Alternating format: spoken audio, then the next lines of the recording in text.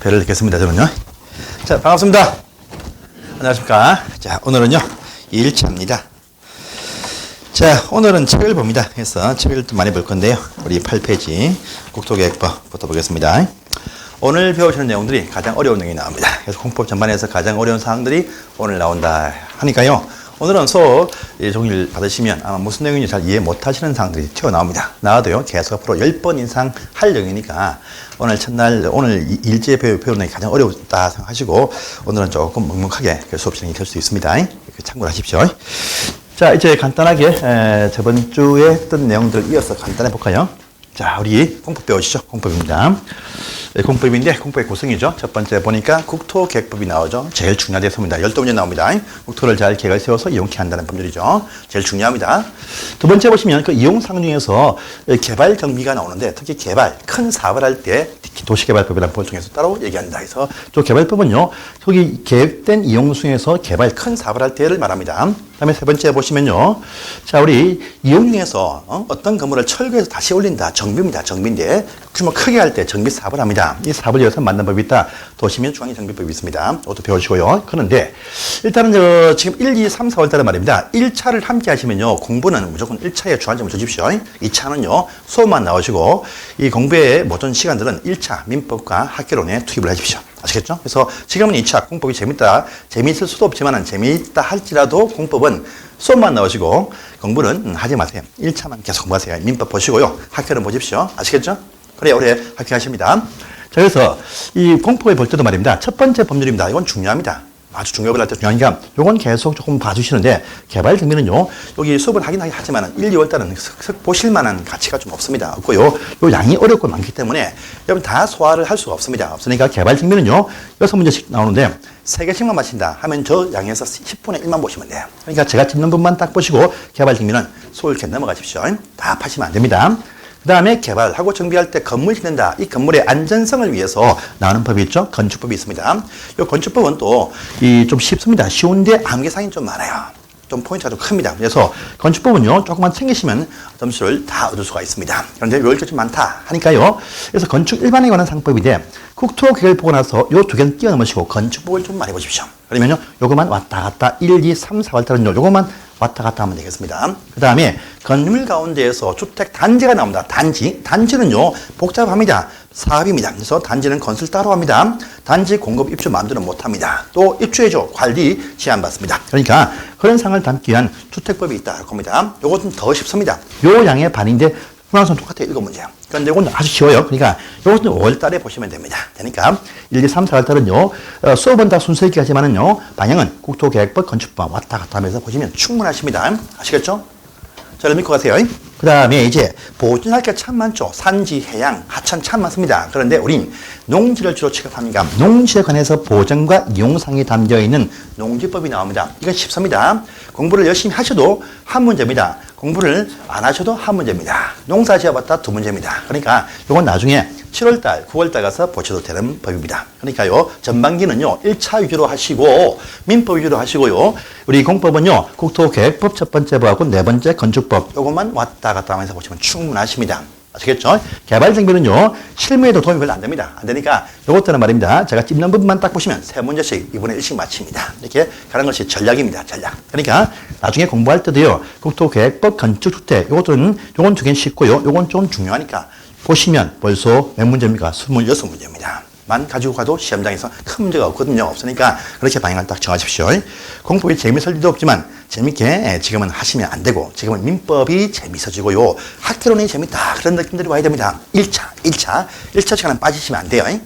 2차는 한 번씩 빠져도 괜찮습니다. 그런데 1차는 빠지면 안 됩니다. 네, 보시고요. 자, 이제 이걸 배웠습니다. 저번 주에. 제가 우리 공법은요, 어떤 토지의 어떤 공공적인 안전 관리를 위해서 규제를 하는 법이다. 해서보다 규제를 주식 하나 있죠. 법을 딱 만들어서 규제를 합니다. 전국토는요, 국토교통부 장관이 규제한다 합니다. 그 다음에요, 크다 보니까 다시 전국을 시도로 구분했다. 시도. 이 시도는 뭡니까?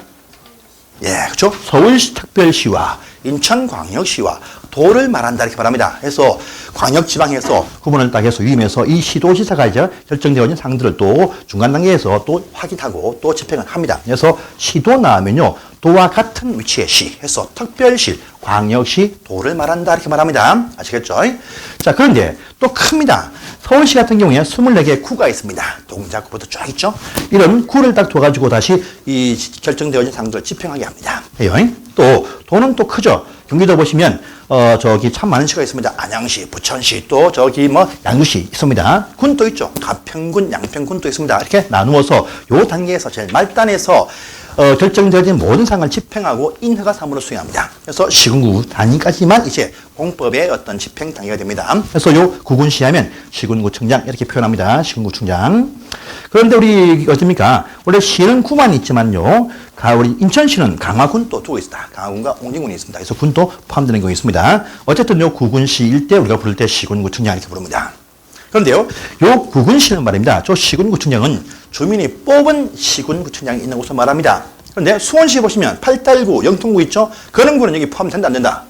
안 된댔습니다. 그런 관성구로서 해당 시장이 임명합니다. 그래서 뭐 분당구청장이다, 일산구다, 전부 다 해당 고양시나 성남시에서 임명하는 힘도 백도 없는 그런 구에 포함되니까 여기는 포함이 안 됩니다. 주민이 뽑은 구청장이 있는 단계만 구군시, 시군구 이렇게 말합니다. 아시겠죠? 그래서 저기 부천시에 있는 원미구다. 별거 아닙니다. 그들은 힘도 파워도 없습니다. 아시겠죠? 그 다음에 이거 나오죠? 시 가운데에서 수원시는 자체 구를 두고 있습니다. 이같이 경기도 밑에 있는 일개 시이지만요, 인구 50만 이상 넘어갈 때 그 표현이 대도시 이렇게 표현합니다. 배웠었죠? 인구 50만 이상 되는 큰 시를 대도시라 부른다 합니다. 요 대도시는 말입니다. 원래 도 밑에 있는 일개 시이지만 어떠한 결정할 때는요, 도지사 눈치 안 보고 본인이 직접 결정할 수가 있습니다. 그래서 이 표현 딱 나올 때는요, 항상 시, 도지사 또는 대도시의 시장 이렇게 나온다고 합니다. 기억하시고요. 자, 또 있죠, 여러분들. 시 중에서 자시자도 있습니다. 이게 뭡니까? 특별자치시, 특별자치도, 세종시 등을 말합니다. 원래 세종시는 말입니다. 규모는 작지만요, 그 위치는 시도지사와 같은 레벨에 있습니다. 그래서 시도급에 보시면요, 자시자도 포함됩니다. 제주도 특별자치도와 세종시 특별자치시 포함됩니다. 포함되지만요, 그런데 문제가 있습니다. 원래 위치는 말입니다. 요 특권도지사 위치에 올라갑니다. 그런데 이들은요, 그 밑에 구군시를 두지를 안 합니다. 세종시 조치원업입니다. 제주도 가시면요, 제주시는요, 시가 아닙니다. 그냥 두어서 업무만 집행하게 합니다. 그래서 그런 시는요, 주민 뽑는 시가 아니기 때문에 저기 원래 위치는 특광도지사 위치에 있습니다. 있지만은요, 밑에 시군구를 안 두기 때문에 시군구청장을 또 같이 해야 됩니다. 그래서 요쪽 다 포함됩니다. 그래서 보시면 곧 나옵니다. 보세요. 보시면 이렇게 나옵니다. 시도라 할 표현 나올 때는요, 특별시, 광역시, 도를 말하는데 그 사이에 특별자치, 시도도 포함되어 있습니다. 그 다음에 시군구 하면요, 그 밑에 있는 시군구 단계인데, 근데 특별자치시, 자치도, 시군구 이렇게 표현되어 있습니다. 그러니까 요거 표현은 다 양쪽에 다 포함되니까 있든지 없든지 신경을 쓰지 마시라 이 말 되겠습니다. 알겠습니까? 예, 그리고요. 자, 대도시입니다. 인구 50만 장가는 큰 시를 말하는데 많이 있습니다. 한국에 참 많이 있어요. 성남시, 수원시, 또 지방 가시면 뭐 청주시, 창원시, 김은시 다 50만 넘습니다. 이런 시도 대도시라 불러서 요런 뭐 원래 원칙 시군구에 포함되지만은요, 어떤 결정할 때 오늘 나옵니다. 어떤 계획을 결정할 때는요, 스스로 요와 다르게 제가 결정할 수 있습니다. 이 표현이 딱 나오게 됩니다. 그 다음에 또 하나 더 있죠. 이 표현 나오죠. 도시점군. 저번주에 배웠습니다. 도시지역이 뭐죠? 도시지역. 하면 건물이 많이 있거나 많아질 곳을 말한다 했죠. 그런데 그런 지역이 아니고 그냥 도시 또는 군 하면요, 관할 구역을 말합니다. 계획을 세운 하나의 토지 범위를 말합니다. 그래서 서울특별시가 아주 크다, 인구 많습니다. 하지만 땅은 작습니다. 옆에 위에 있는 양주시가 있는데요, 이것이 땅이 큽니다. 인구는 작아. 하지만 땅은 비슷합니다. 옆에 있는 저기 부천시라든지 인천시라든지 면적은 비슷해요. 그래서 계획을 세울 수 있는 관할 범위 단위를 나눈 것이 바로 도시점군이라는 표현입니다. 그래서 계획자 앞에 붙는 도시는 바로 특별시, 또요 광역시, 또요 특별자치시, 특별자치도, 시와 군 단위 토지 관할 범위 면적을 말한다 보면 됩니다. 그래서 어떤 계획을 세울 때 붙는 요 도시점군 무슨 계획이 나올 때 그 계획은 그 도시는 바로 계획을 세우기 좋은 적합한 토지 면적을 말한다. 이렇게 저번 주에 설명했었습니다. 이해하겠습니까? 이해 안 되시죠? 계속 반복합니다. 앞으로 한 3번, 4번 반복하시면 이제 문장 속에서 다 읽다 보시면 와닿을 수 있으니까 지금은 그렇게 조급할 필요 없습니다. 자, 보시고요. 또 저번 주에 배웠습니다. 이거 중요하겠죠? 외웠죠, 이거? 1, 2, 1, 2, 3, 중 1, 6은 전일준, 보생자, 보생계, 농자. 바로 우리 한국은요, 행정조직 말고 토지의 서임세에 의해서 분류가 딱 되어 있다. 토지의 서임세 분류 용도지기다 합니다. 그래서 서울시란 도시 안에도요, 이런 거 다 있습니다. 서울시 안에도 주거지역, 상업지역, 또 관리지역 다 있습니다. 다 있어. 그러니까 모든 행정조직이 아니고 그 토지들마다의 서임세에 대한 구분이다. 이렇게 말합니다. 용도지역이에요. 그래서 21가지가 있다. 이렇게 말합니다. 도시적 뭐죠? 인구와 산업이 많이 있다. 또 많아질 거로 예상이 된다. 예상도 이거 포함됩니다. 자, 많이 있는데 주택 중심이다. 주거지역이죠. 상가 중심이다. 상업지역입니다. 공장이 모여있다. 공업지역입니다. 또 녹지도 두고 있습니다. 녹지가 있어요. 주상공 녹지가 있죠. 다시 요 주거지역에 보시면 다시 전일준이 있습니다. 전일준. 주주택 중심 지역인데 아주 양호하더라. 전용 주거지역. 편리하더라. 일반 주거지역. 주거지역 준하는데 주택 중심인데 상업 기능이 보완되어 있다. 준주거지역 이렇게 말했습니다. 기억나시죠? 예. 그래서 또 전용 양호하다. 일반 편리하다. 주는 상업 기능이 많이 보완되어 있다. 상업지역처럼 보인다. 얘기입니다. 그런데 다시 준용은 1, 2종이죠. 양호한데 1종이죠. 뭡니까? 단독 중심의 양호하다. 전용 1종. 공동수입니다. 전용 2종 아니겠습니까? 편리하다. 편리하다. 상가가 많이 보이는데 1, 2, 3종이다. 청수입니다. 청수. 저청, 4청 이하의 편리한 주거지역. 빌라촌인데 목적 없는 게 쫙 있습니다. 뭐냐? 1종 일반 주거지역. 자, 다음에 2종은요. 18층 정도의 중층짜리 아파트가 많습니다. 상가도 많네요. 바로 2종 일반 주거지역. 3종은요. 청수가 35층, 40층 쫙 올라갑니다. 중고층 편리한 아파트 단지. 바로 3종 일반 주거지역입니다. 한국에서는요.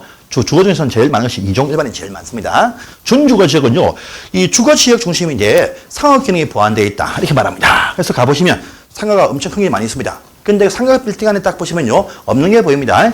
이쪽은 상업지역은 있는데 여기는 없는 것이 있어요. 뭐냐? 위락시설과 모텔들, 숙박 기능은 상가 빌딩 안에 없습니다. 없으면 여기는 준주거다. 이렇게 아시면 되겠습니다.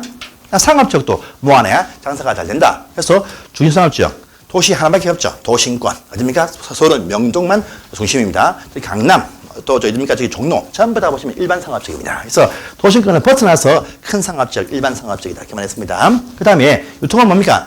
옆에 있죠. 동대문 시장. 지역 소매상들이 큰 물건을 띄어갑니다. 도매상 중심의 형성이 되어지 새벽 장사하는 곳이 바로 유통상업지역이라고 보면 되겠습니다. 그 다음에 권리는 주거지역 근처에 인접해 있는 규모 큰 상업지역이다. 그런데 위에 준유구와 비슷합니다. 형태가 아파트가 보이는데 상가 빌딩이 크게 몇 개 보입니다. 그런데 보이는데 그 건물 속에 딱 보시면 이쪽은요 모텔 또 유흥주점이 있으면 안 됩니다. 그런데 여기는 있을 수가 있다. 그래서 아파트 옆에 큰 상권이 형성이 되었는데 그 건물에 딱 보니까 빨간색 간판이 보인다.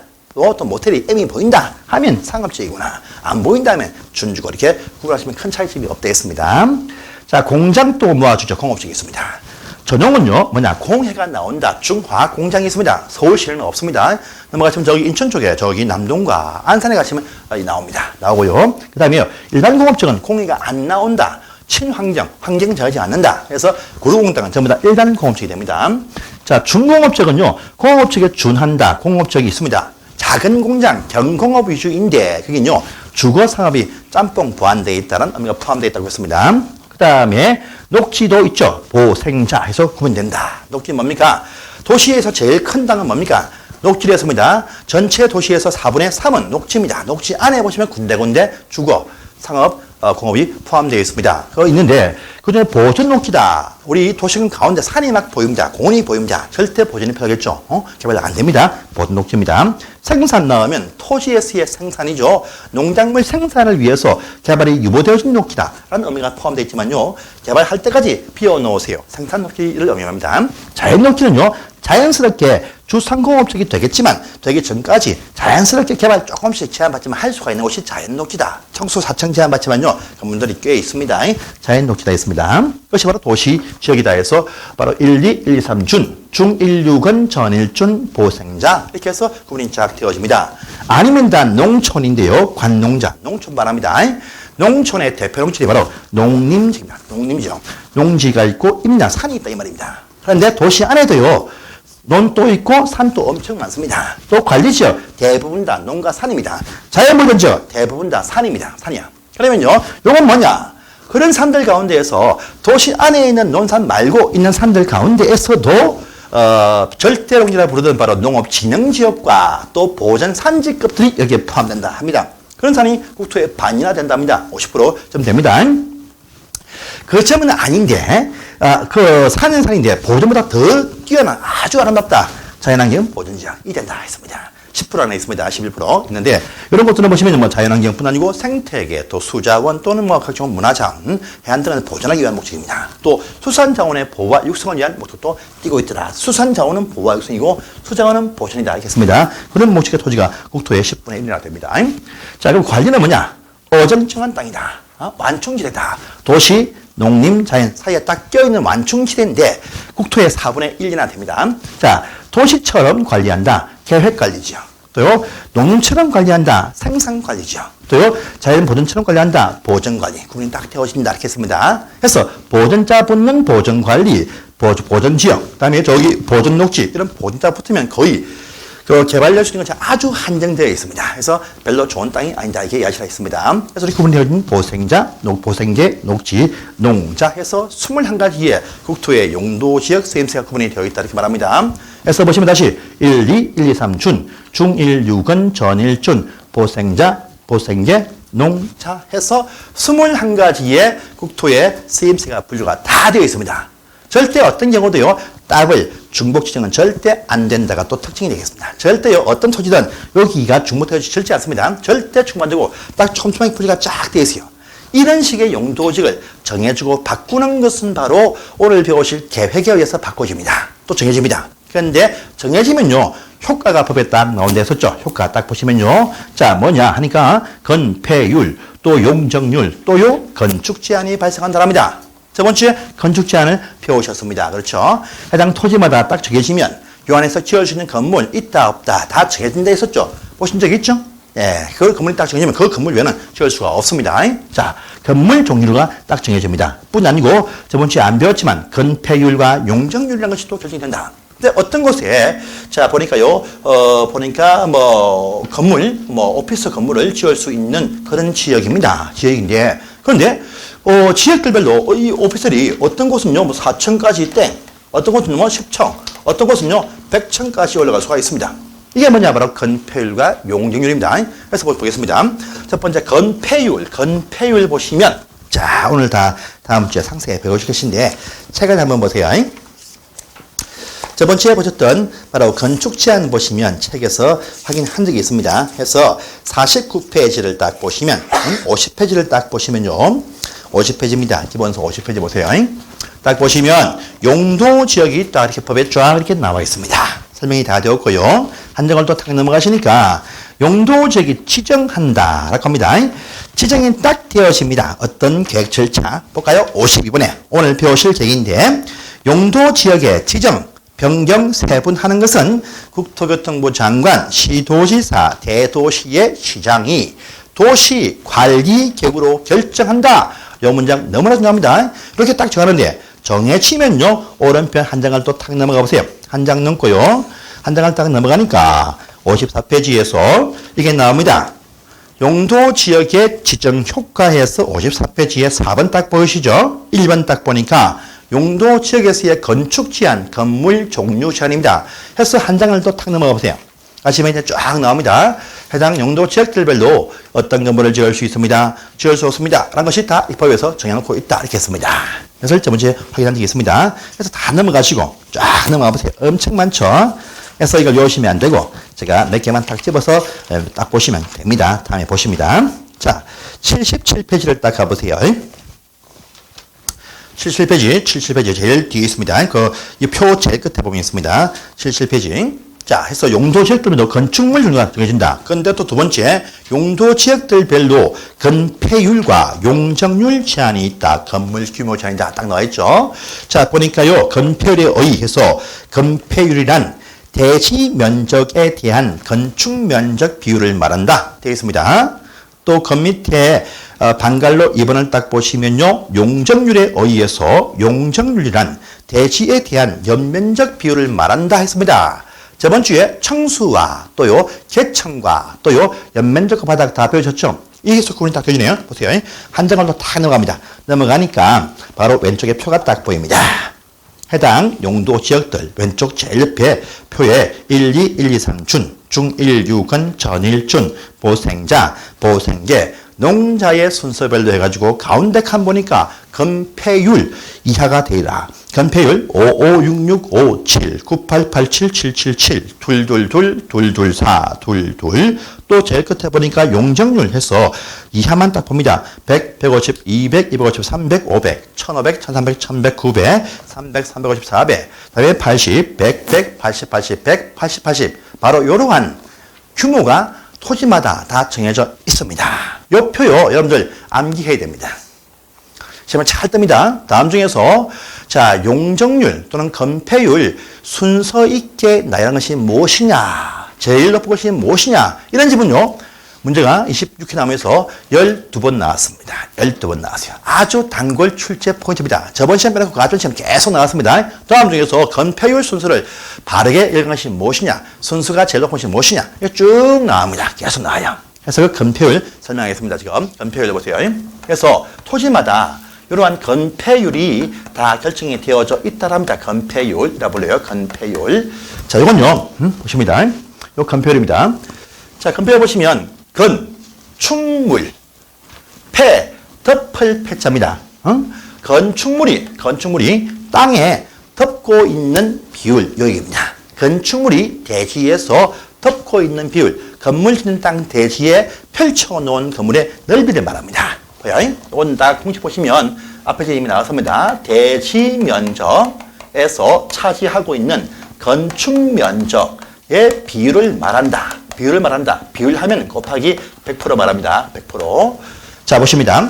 요런 건물이 있다라고 합니다. 있습니다. 딱 보니까 요 1층, 2층, 3층, 4층 나왔습니다. 자, 요 건물을요, 옆에서가 아니고 위에서 바라봅니다. 수평 투영한다. 위에서 본다 얘기입니다. 위에서 보시면요, 높이는 안 보입니다. 높이는 안 보여요. 높이는 안 보이고요. 딱 땅, 대지가 이만치 딱 보이면서 건물이 요렇게 딱 보이면서 요 벽이 선으로 딱 형성이 딱 되어 있습니다. 이럴 때, 과연 바깥쪽에 있는 이 선 중심선으로 둘러싸여 있는 요 면적이 뭐냐? 건축 면적이라고 부릅니다. 건축 면적. 건축 면적입니다. 이 건축물이 위에서 보니까 대지에서 제일 넓게 펼쳐 있는 보이는 면적이 바로 건축 면적입니다. 혹시나요? 보세요. 이런 건물이 있어요. 이런 건물도 있습니다. 1층, 2층, 3층, 4층. 땅에 붙은 것은 여기에 붙어 있습니다. 많지만. 그런데요, 위에서 바라보시면요, 요 건물 수평증을 딱 해보시면, 요 벽은 안 보입니다. 안 보여. 건물이 이렇게 딱 보일 것입니다. 이 벽은 안 보인다랍니다. 이건 보입니다. 보이든 안 보이든, 이 보이러 가는 바깥쪽에 요 선, 벽, 외벽, 이 외벽, 벽 두께 반까지 포함시킵니다. 중심선, 오로 둘러싸여 있는 요 부분이 바로 건축 면적이 된다. 이렇게 말합니다. 자, 봅니다. 땅 넓이가 이쪽이 10m요. 이쪽이 20m가 됩니다. 그러면 땅 넓이 얼마입니까? 곱하면 됩니다. 10 곱하기 20, 200입니다. 대지 면적은요, 200제곱미터네요. 200제곱미터인데, 이 건물 딱 보니까 이쪽이 8m가 딱 나오고, 이쪽이 10m가 딱 나왔습니다. 건축 면적 얼마입니까? 80이죠? 80입니다. 80이 딱 올라갑니다. 이 차지하는 비율.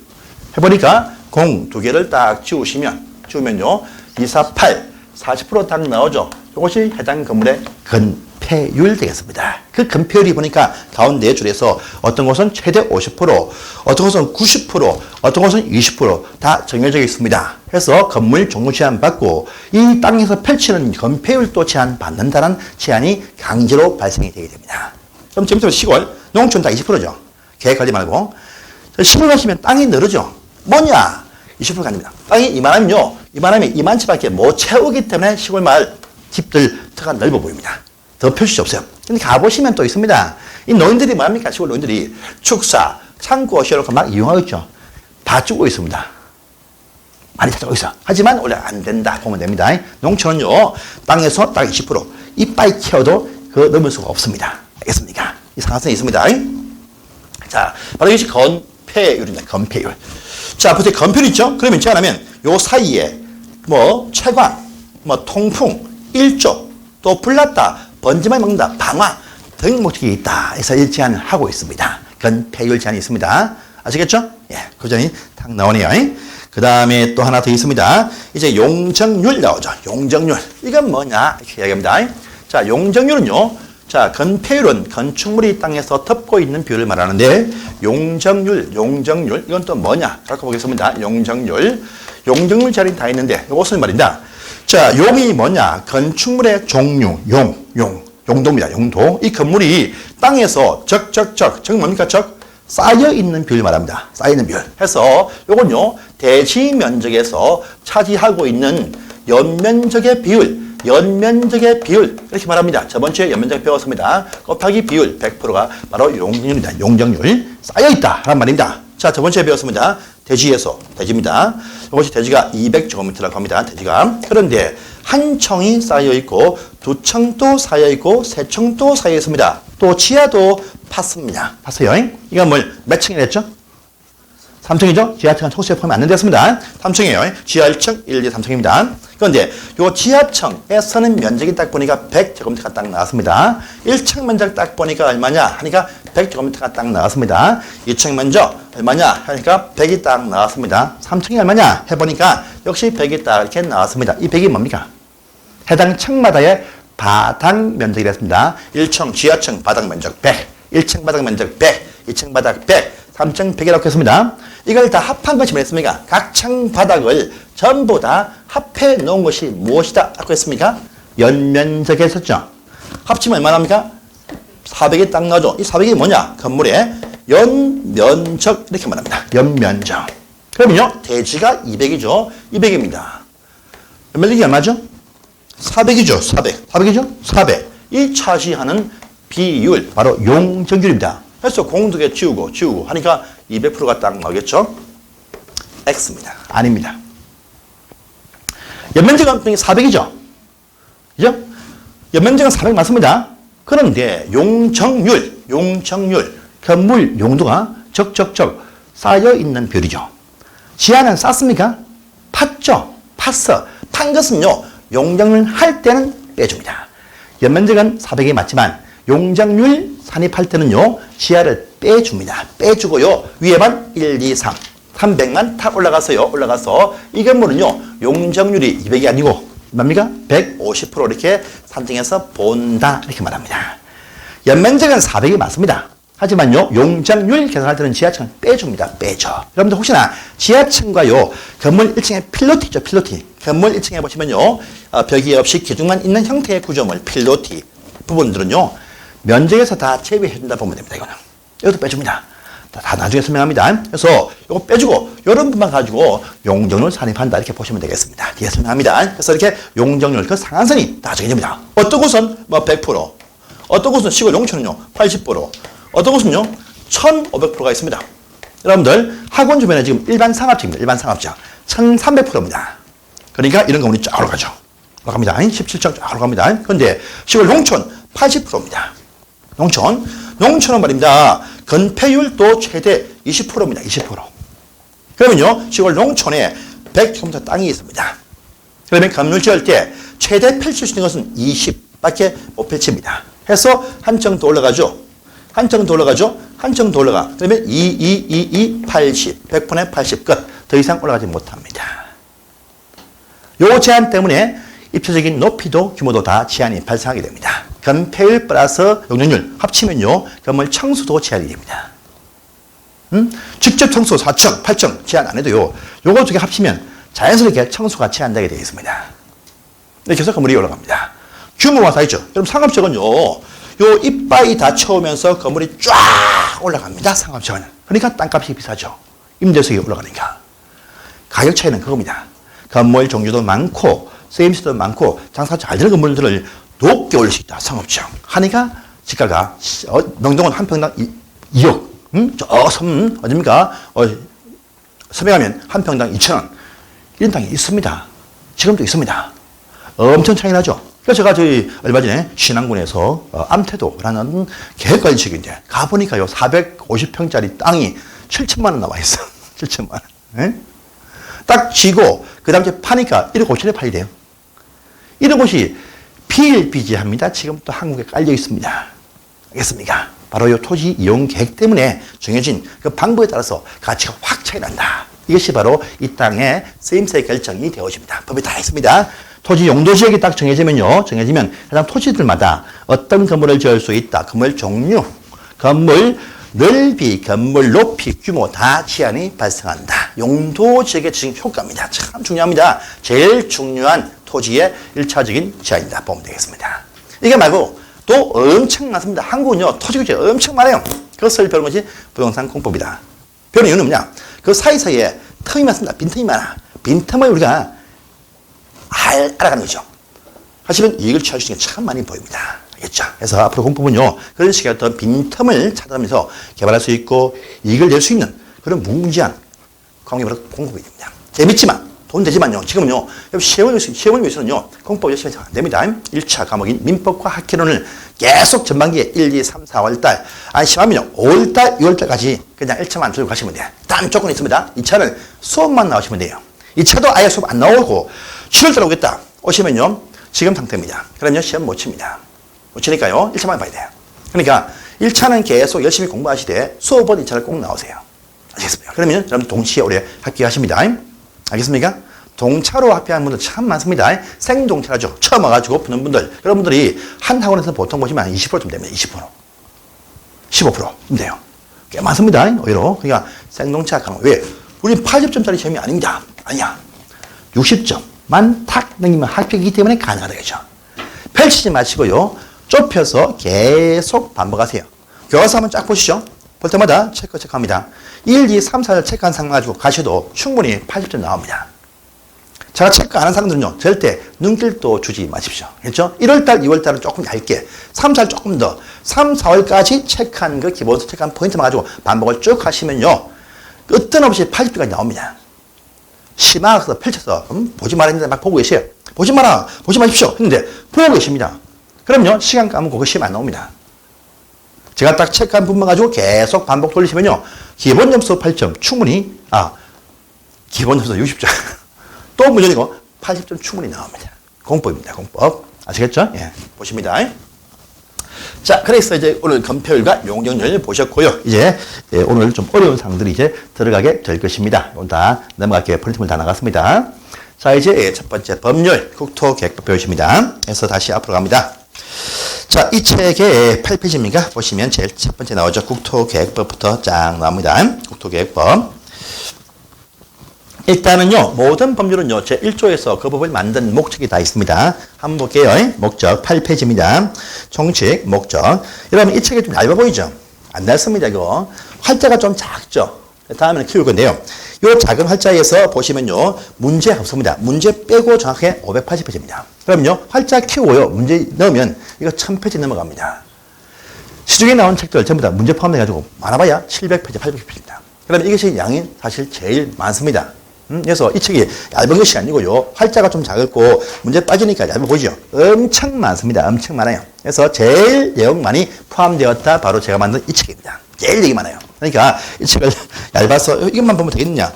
이것만 보시면 차고 넘칩니다. 차고 넘쳐요. 이 내용 중에서 제가 딱 볼 때 4분의 1 정도만 보시면요. 80점 나옵니다. 4분의 1. 아시겠죠? 제일 많은 양이 포함되어 있습니다.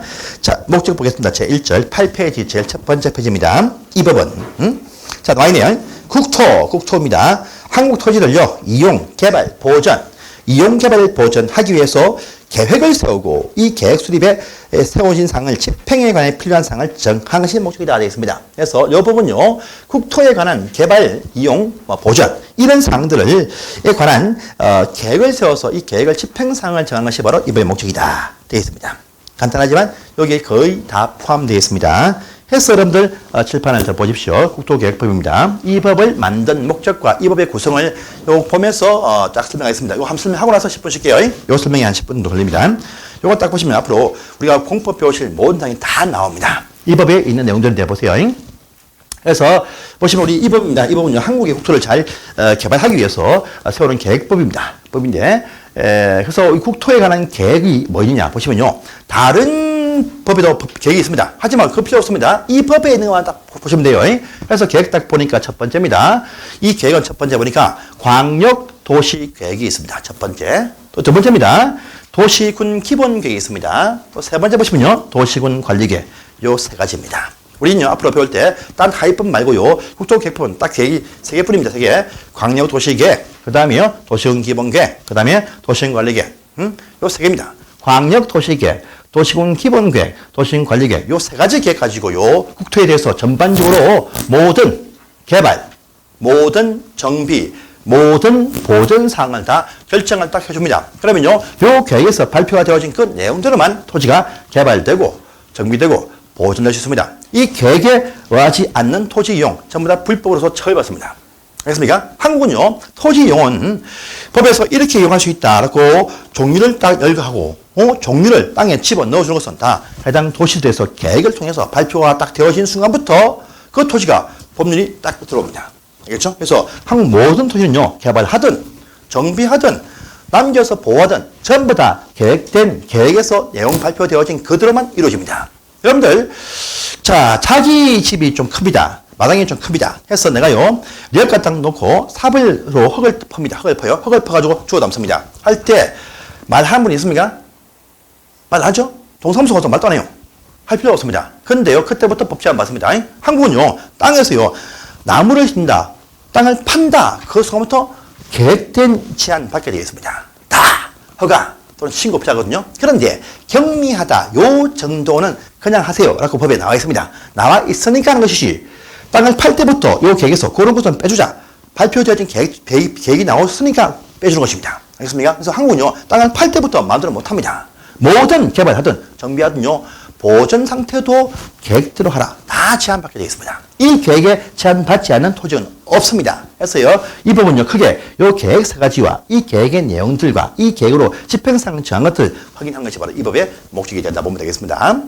자, 보십니다. 그래서 보시면 이제 이 법이 딱 나옵니다. 국토의 계획법의 체계가 딱 나옵니다. 자, 일단 세 가지 계획이니까 계획이 딱 나옵니다. 이 부분요, 국토의 계획, 국토의 관리를 위해서 계획을 세운다랍니다. 계획이 뭐 있냐 보니까요, 첫 번째 광역도시계획이 나왔습니다.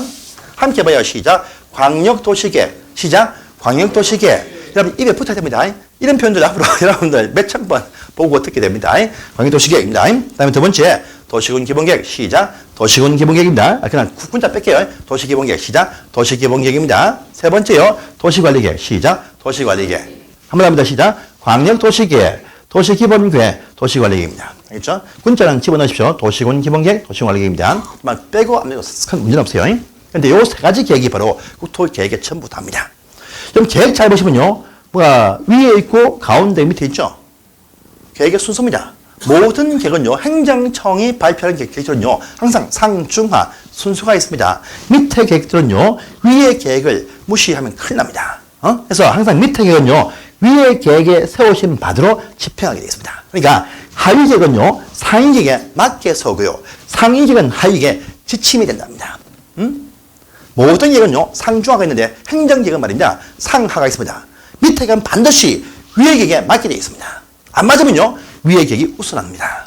본문의 표현 꼭 확인하십니다. 그래서 이 계획을 통해서 발표가 큰 계획, 중간 계획, 작은 계획 발표가 딱 되어지면요, 요 제일 마지막에 작은 계획이 요 큰 계획들에 위임받아가지고요, 그 방향대로 집행상을 결정을 딱 해줍니다. 뭐냐? 딱 보니까요, 토지 이용상을 마지막 요 도시관리계획, 요것이 결정을 딱 해줍니다. 첫 번째가 뭐냐 보니까 토지 용도지역. 아까 배웠죠? 1, 2, 1, 2, 3 준, 중 1, 6은 전일준, 보생자, 보생계, 농자를 제일 먼저 확인합니다. 보세요.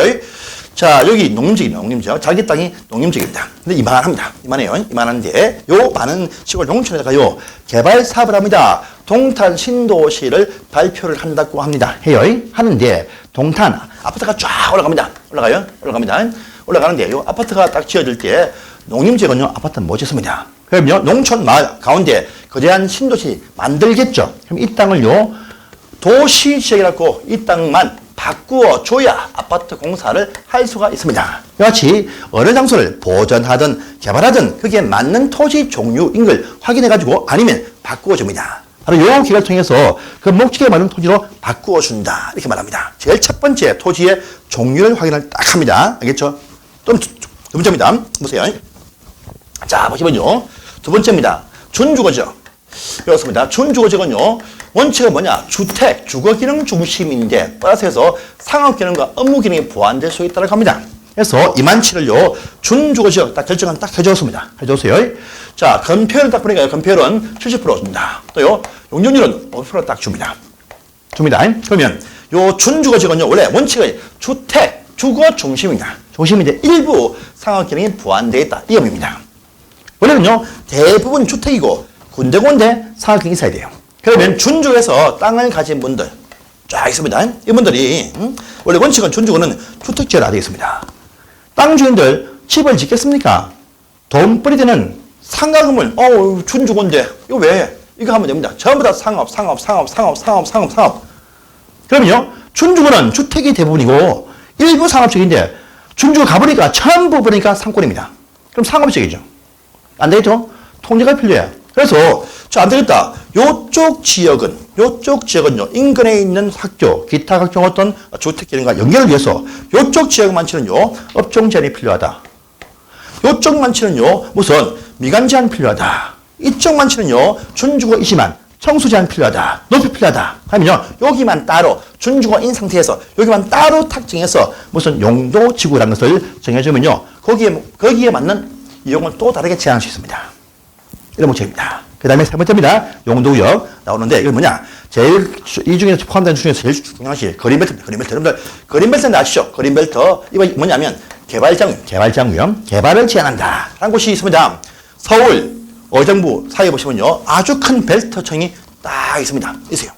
이 산에 건물 지을 수가 없습니다. 그린벨트가 있습니다. 이같이 강력하게 해당 지역에 어떤 통제가 필요할 때 요 일대를 그린벨트 등을 포함한 용도구역을 딱 발표해버리면요, 개발 딱 억제 보존할 수 있습니다. 이럴 때 딱 정할 수 있죠. 필요할 때.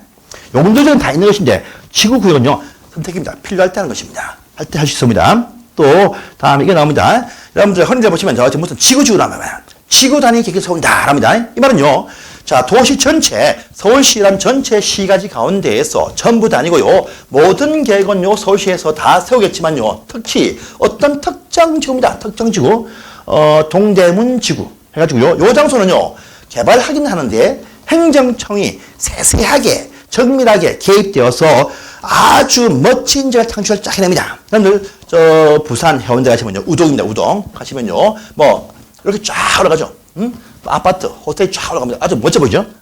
이것은요, 해운대 특화, 관광, 지구 딱 해가지고요, 이쪽은 전부 지을 때 50층 이상만 지어라. 또요, 지을 때 전부 다 모양새가 유수냉으로 멋진 타운으로 이렇게 지어라 했기 때문에 이렇게 나왔습니다. 특정 장소 일부는요, 행정청이 직접 개발을 자세하게 책임입니다.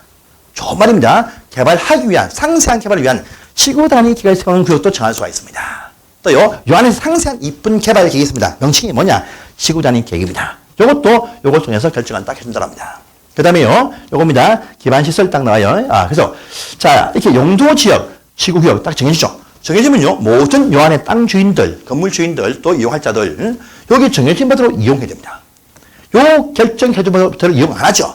처벌받습니다. 알겠습니까? 그래서, 요 발표가 딱 되어지면요, 간접적으로 수용해야 될 의무가 발생을 딱 한다. 그 책임은요, 피할 수가 없습니다. 모든 국민은요, 해당 토지 용도 지역, 지구구역에 포함되어 있으면요, 거기에 따를 의무가 강제로 발생합니다. 합니다. 그 다음에 또 있습니다. 개발하든 마든 도로 필요하죠. 수도 필요합니다. 난방 필요합니다. 가스 필요하죠. 항만 필요합니다. 이같이 아주 많은 사회 자본들 기반시설이 있습니다. 요 기반시설 종류는요, 법에 쭉 있습니다. 현재 53가지의 기반시설 종류가 딱 법에 나와 있습니다. 나와 있는데 그 종류 중에서 실제 이 지역에서요, 도로 확장하거나 도로 놓거나 지하철 놓거나 할 때요, 요것을 설치하자 결정은 이걸로 딱 해줍니다. 그래서 시설 종류는 법에 있지만 실제 현실화 공사를 할 때는요, 요 계획을 통해서 발표가 딱 되어야 공사가 이루어집니다. 하기 위한 선택을 합니다. 지금 우리 서울시 안에 공항 필요합니까? 공항? 김포 있죠? 필요가 없어. 그게 포함되지만요, 공항은 설치를 못해요. 하지만 지하철 있으면 더 좋죠? 계속 공사하면 더 나올 수 있고 지금 만들고 있습니다. 그렇지. 시설 설치할 때 이걸 통해서 결정 발표가 딱 되면 공사 다음 날부터 시작됩니다. 땅을 막 강제 수용합니다. 뺏어갑니다. 이런 식의 어떤 내용이 쭉 나옵니다. 그래서 발표가 딱 되어진 요 시설, 공사하는 사업 절차가 나옵니다. 뭐냐? 기반시설 가운데서 다음 배우시는데요. 이 중에서 도시관리계획으로 설치하기로 결정이 되어진 시설, 도시계획으로 결정되어진 시설, 도시계획시설입니다. 그 시설을 공사는 사업을 합니다. 이 사업은 절차가 또 쫙 나와 있습니다. 있어요. 그 다음에요, 또 있습니다, 여러분들. 토지 개발합니다. 자기 땅에 건물을 짓습니다. 건물 지어. 건물 지으면요, 여기에 맞춰서 건물 행위제한 받습니다. 근데 건물을 크게 아주 크게 짓습니다. 동탄, 판교, 신도시급 엄청 큰 개발합니다. 이건요, 여기서 얘기 못합니다. 따로 개발 사업이다 해가지고 발표 따라합니다. 거대한 동탄, 판교, 신도시 개발 사업을 하기 위한 계획도 요것을 발표를 합니다. 또요, 여러분들, 엄마, 아파트 재건축 등의 각종 어떤 재개발, 재건축 하죠? 이 정비사업이라고 부릅니다. 재개발, 재건축할 때 그 장소, 어디에서 어떤 사업을 하겠다라고 발표해 줍니다. 서울시에서. 그죠? 해줍니다. 그래서 여기 도시공개 시설사업과요, 도시개발사업과 정비사업, 특히 개발정비사업은요, 규모가 큽니다. 크다 보니까 원래 여기 다 담아야 될 사항인데 원체 이동이 많으니까 따로 이게 두 사업만을 위해서 만든 법이 있다 뭡니까? 도시개발과 정비법입니다. 따로 배우십니다. 이것들은 원래 여기 다 포함되는 사항이겠죠. 그래서 여기 도시공개 시설사업과요, 도시개발사업과 정비사업, 요 세 사업을 합쳐가지고 통치하는 말이 있습니다. 둘 다 도시관리계획으로 하는 사업들이죠. 그래서 도시관리계획사업, 도시계획사업이라고 부릅니다. 그래서 딱 보시면요, 요 세 가지 사업을 합쳐서 도시계획사업이라고 이렇게 딱 부릅니다. 그런데 요 도시계획사업들은 국토용의 일부밖에, 아주 작은 부분밖에 안 됩니다. 그래서 국토계획에서는요, 도시계획 사업 말고도 엄청나게 많은 토지 이용합니다. 이 많은 토지 이용할 때 개인들이 여기에서 맞게 하는지 심사를 다 합니다. 큰 개발 사업 아니지만 사적인 토지 이용 행위가 여기 있는 이 행위자에 맞는지 심사해야 돼. 그것이 뭐냐? 토지 개발 사업 말고요, 토지 개발하는 사업 규모가 안 되는 개발 행위를 전부 다 심사하겠다. 개발 허가가 나옵니다. 아요? 또 그래서 여기에 맞는지를 심사를 다 합니다. 그래서 제일 아래 보시면 대표적인 것이 건축 허가입니다. 포함되어 있습니다. 그 다음에요, 여러분들 이건 좀 어려운 사항인데 뒤에 배우십니다. 개발할 때 보시면요, 그 지역에 시설 봐야 돼. 도로, 수도, 가스를 봐야 됩니다. 그런데 어떤 곳은요, 보니까요, 지금 현재 도로망이 형성이 되어 있습니다. 딱 되어 있는 곳인데요, 요 주변에 건물이 빼곡하게 건설되어 있습니다. 그래서 요 좁은데 확대할 땅을 찾지를 못해요. 비용 엄청 듭니다. 건물이 파하게 이렇게 막 건물들이 있는데 요 상태에서 말입니다. 다시 요 속에 삐집고 누가 건물을 지어주는 겁니다. 아침에 여기를 통과하는데 말입니다. 1시간 딱 걸려. 그런데 다시 건물이 올라가죠. 2시간 걸립니다. 그러면 이럴 때는요, 개발 억제 못하게 막아야 됩니다. 시설 확충하기가 아주 곤란하다, 그죠? 그러면 여건이 좋아질 때까지 개발 못하게 강제 억제해야 됩니다. 이럴 필요성에 의해서요, 이게 나옵니다. 개발 밀도 관리국이 나옵니다. 그 다음에요, 어디냐 보니까요, 아주 널널합니다. 평지가 쫙 있네요. 덜판이 쫙 있습니다. 덜판이 있어요. 널널하면 아무것도 없어. 요 널은 땅이 있는데 이 땅에 건물이 올라간다. 뭐 충분히 땅이 널널네요. 그럼 도로 확장을 해주면 됩니다. 학교 넣어줄 땅 충분히 있습니다. 대신요, 요 건물들 안 들어오면 이것들이 필요가 없습니다. 그러니까 당신들이 자, 건물을 지음으로써 각종 어떤 시설의 이익을 보니까 요 시설 설치 비용을 좀 내자 라는 의미에서요, 기반시설 부담금 이것도 딱 나옵니다. 나와요. 이런 사항들이 다 배우실 내용들입니다. 자, 올바른 계획대로 이용한다. 국토계획 이용법입니다. 그렇죠? 그런데 여러분들, 본인들이 저기 살지 않을 목적인데 용인에 동탄에 집을 분양받습니다. 집이 있는데 그 집을 임대해주죠. 이건 뭡니까? 집값이 올라가면 판다. 수익 창출이죠. 이게 뭡니까? 이용하지 아니할 사람들이 먼저 토지를, 건물을 매입해서 금액이 올라가면 판다. 이게 뭡니까? 어떤 분은 뭐 투자돼요? 아닙니다. 투기입니다. 투기. 이용할 목적이 없는데 먼저 지었다가 판다가 뭡니까? 투기입니다. 한두 그릇 괜찮아. 일대 가보니까 전부 다 투기입니다. 이번에 제주도 신공항 되니까 엄청났죠. 이미 가보니까 일대 지역은 전부 다 서울 자본들이 다 매입 다 해놨어. 이같이 이용할 목적이 아닌데 땅을 불건지고 나중에 더 판다. 투기입니다. 이 투기가 보인다. 억제해야 돼요. 그래서 투기가 만연할 때 그 지역의 토지거래를 제한합니다. 하기 위해서 지역을요, 토지거래구역 이런 장소를 정할 수 있습니다. 그래서 요 안에서는요, 일단의 토지 규모가 딱 나오면요, 실제 이용할 목적이 없으면 매수 허가 안 내어줍니다. 이런 것이 있습니다. 이걸 또 배우신다 보면 되겠습니다. 바로 이것이 국토계획법과 개발정비 포함해서 24문제가 나오는 바로 근거법률. 이것을 앞으로 5주간 오늘 포함해서 배우시게 됩니다. 알겠죠? 그러니까 요 체계는 항상 오늘 요거 할 것인데요. 앞으로 할 때마다 여기 안다, 이건 나다 봐주시면 좋겠습니다. 배우십니다. 그래서 오늘 이걸부터 배워주고 계획부터 배우겠습니다. 10분 쉬겠습니다. 네.